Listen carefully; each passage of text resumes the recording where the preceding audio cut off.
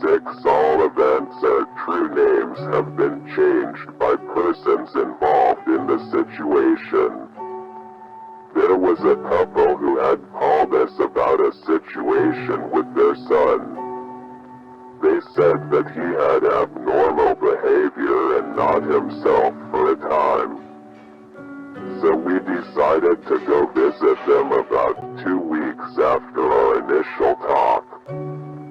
We had gathered a group of 5 people to go see the couple.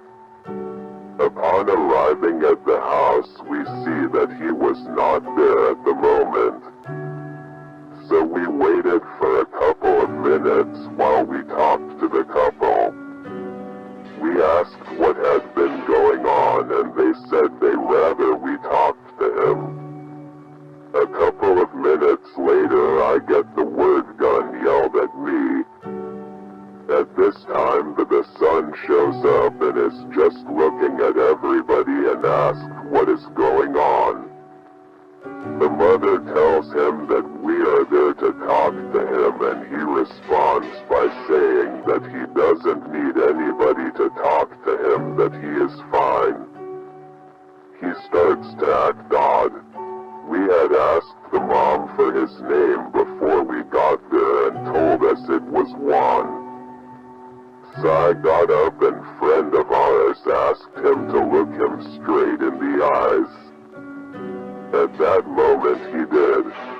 So when he asked him what his name was, he said his name was Luis, and then he changes his name to Frank, and then finally says, "Oh no, it's Juan." I asked him if he had a gun. He was kinda shocked, and his mom says that he takes out the gun and shows it around, saying he is going to end his life soon.